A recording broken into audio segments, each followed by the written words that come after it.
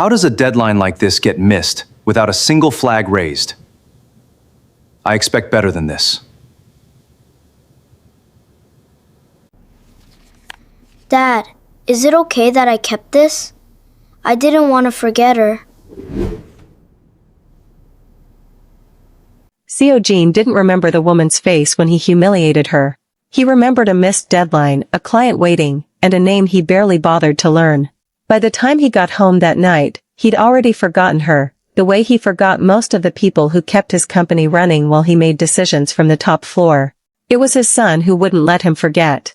Going through Miho's backpack for a signature he'd put off for a week, Seojin's hand closed around something that didn't belong there, a photograph, folded soft at the edges from being carried too long. A woman's face. Unremarkable, he thought, until it wasn't. Until his stomach dropped in recognition. He'd seen that face that morning, across a conference table, dismantled in front of 12 people for a mistake she never made. He sat down on his son's bed, photograph in hand, and understood that something in his house had been quietly true for months, and he was the last to know it. The morning had started ordinary enough. Simone Carter arrived early, the way she always did, coffee in one hand and a folder of client revisions in the other, ready to walk David Reyes through numbers he should have already known. She hadn't expected to be the one standing alone at the front of the room an hour later while Kang Seojin, in front of the entire project team, asked her, flatly, publicly, how she'd let the timeline slip. She hadn't slipped anything. David had approved the vendor change without telling her, then said nothing when the CEO asked whose signature was on it. Simone had looked at David for half a second, waiting for him to correct the record. He hadn't. So she'd taken it, chin level, voice even, because arguing with a CEO in front of clients was a career decision she couldn't afford to make. I'll have it resolved by end of day, she'd said, and Seojin had simply nodded, already moving to the next agenda item, already forgetting her name. It wasn't the unfairness that stayed with her on the drive home. It was how easy it had been for him. How little it had cost him to be wrong about her, publicly, and move on. She was used to being overlooked. She had never quite gotten used to being blamed. Seojin hadn't slept.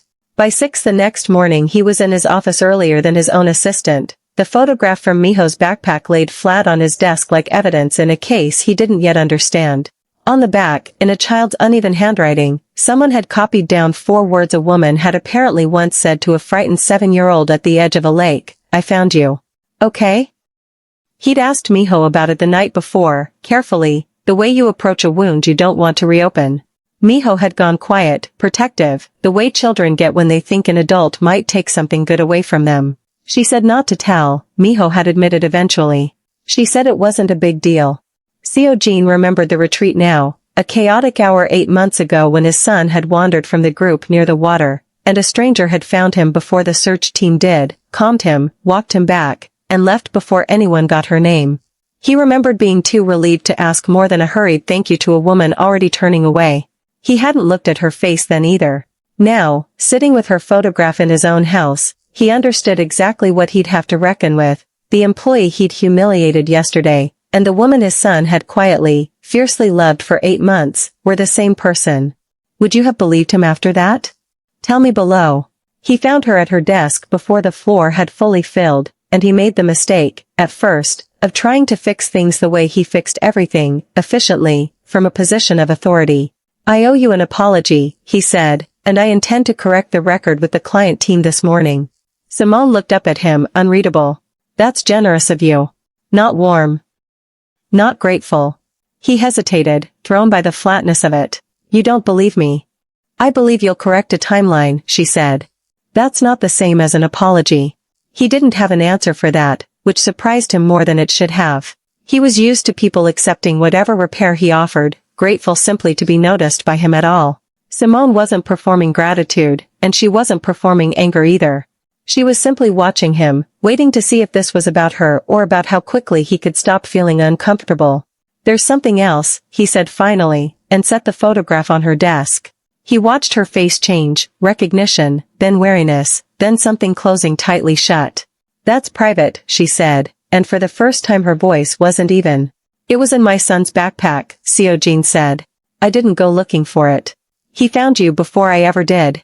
Simone's hand closed over the photo, pulling it back toward herself, protective in a way that told him more than any explanation could have. Then he already thanked me, she said. That's enough. David Reyes watched the exchange from across the floor with a discomfort he didn't examine too closely.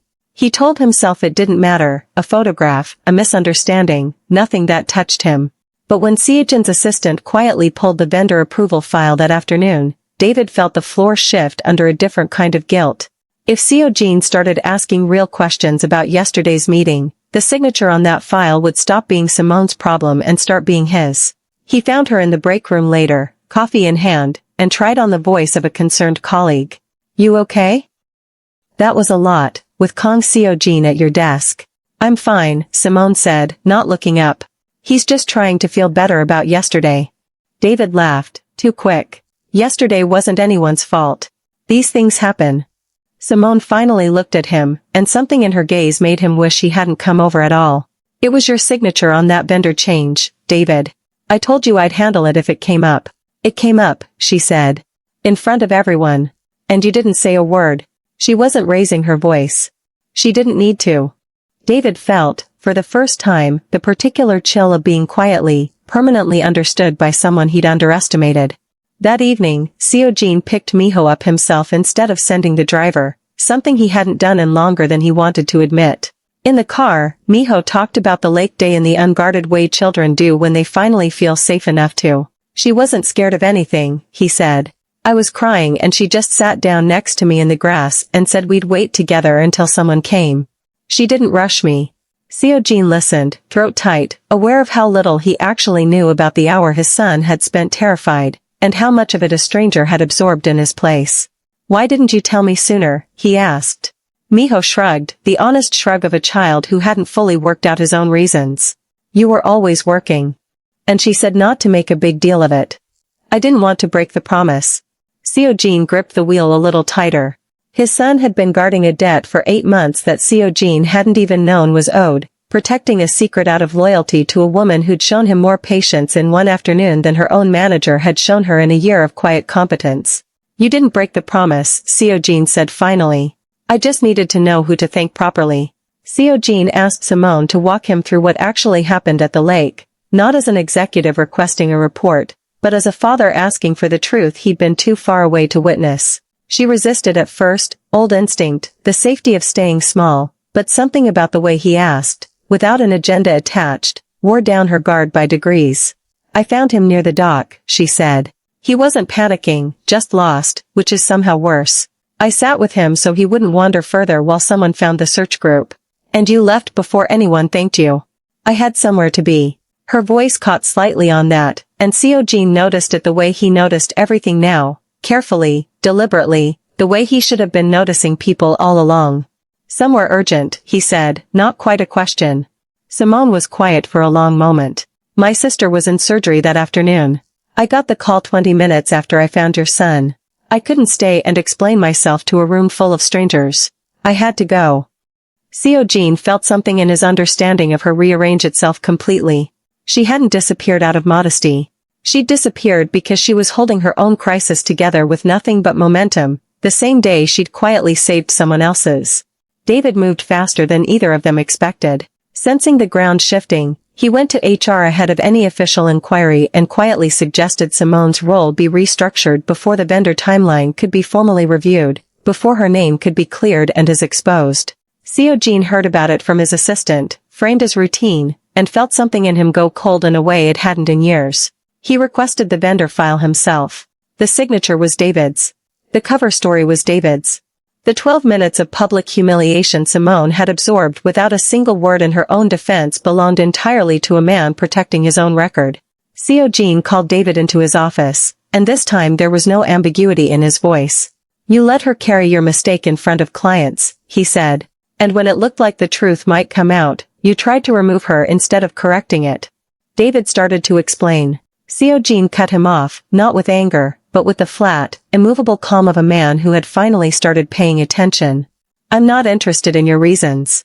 I'm interested in what you're going to say to her, and to the room, before I decide what happens to your position here. The company had already planned a small internal gathering that Friday, a routine recognition event for community involvement, the kind most people treated as an obligation to sit through. Simone almost didn't go. She went anyway, because avoiding rooms had never actually made her safer, only smaller. She didn't know Seojin had brought Miho until she saw him standing near the front, scanning the crowd with the single-minded focus of a child looking for one specific face. When he found her, he didn't wait for permission. "That's her," Miho said, loud enough for the room to catch, tugging his father's sleeve. "That's the lady from the lake." The room's attention shifted, uncertain, curious. Seojin had one clean opportunity to let the moment pass as a child's sweet, forgettable interruption. Instead, he walked to the front, and in front of the same room that had watched him dismantle her 2 weeks earlier, he told them plainly what she'd actually done, for his son, and quietly, for months, for a company that had never once noticed. He didn't make it a speech about his own growth. He kept it about her. When he was finished, he looked at Simone directly. "I was wrong about you in this room once," he said. "I don't intend to be wrong about you again." Simone didn't need the apology to be perfect.